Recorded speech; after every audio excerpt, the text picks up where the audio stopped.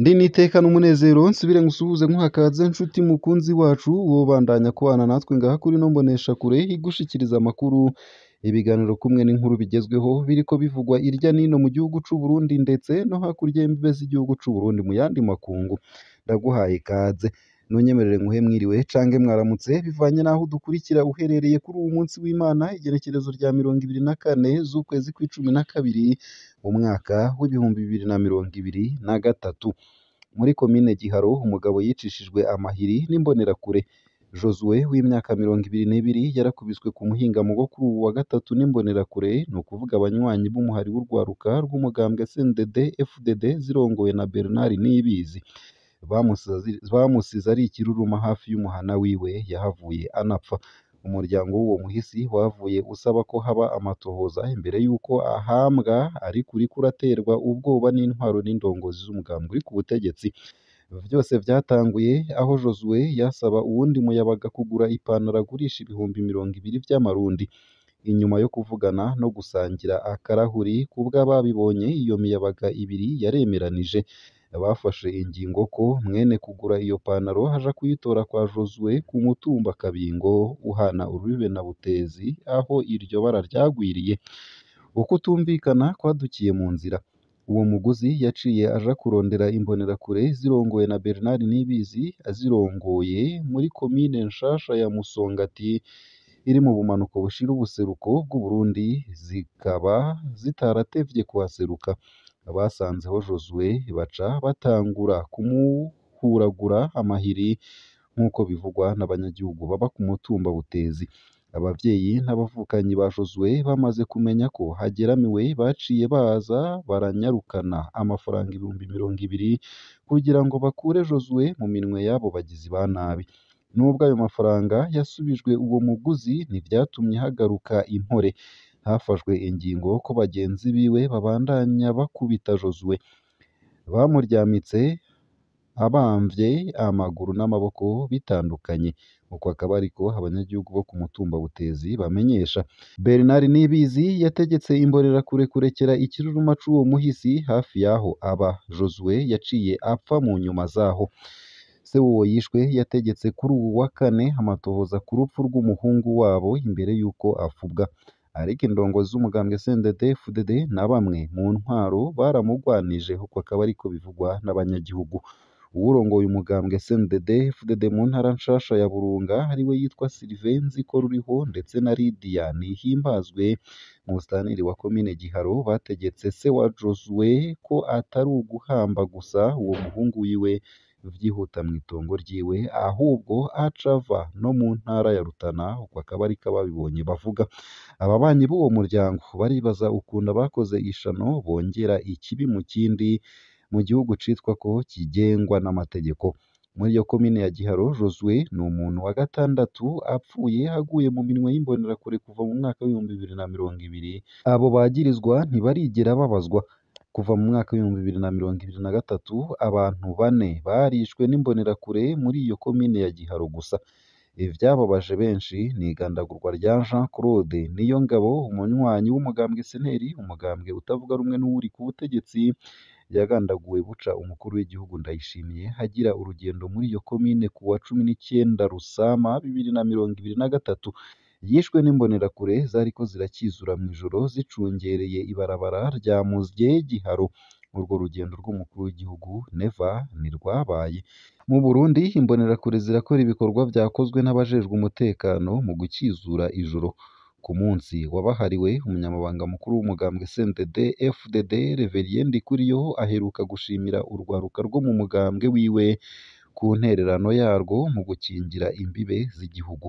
Umukuru w'igihugu c'u Burundi yarashimagije ku wa gatandatu wa 26 Mukakaro 2023 uruhara rw'imbonerakure mu gucungera umutekano w'imbibe z'igihugu ciwe. Evariste Ndayishimiye yanazisavye kurwiza ibikorwa vyo gukizura, ahabona ko ahari Imana haba hari na Satani. Hari umunsi hahimbazwa isabukuru rigira indwi ry'umunsi wahariwe imbonerakure. Kubw'umukuru w'igihugu c'u Burundi, Nations Unies n'ubumwe bwa Buraya baracafuje ishusho ry'urwaruka rw'umugambwe uri ku butegetsi kuko rwanse ko igihugu kivogerwa kandi nuko abarundi bagandagurwa. Imbonerakure ziravugwa cane mu mabi akorerwa abatavuga rumwe n'ubutegetsi mu Burundi, zikaba zifatwa na Nations Unies nk'akarwi k'inkorabara. Ivyegeranyo vyinshi vy'amashirahamwe haranira agateka ka zina muntu yo mu gihugu na mvamakungu yagiriza imbonerakure gukora amabi ntibahanwe, nubwo umukuru w'igihugu yemera ko hagiye kubashira ku murongo.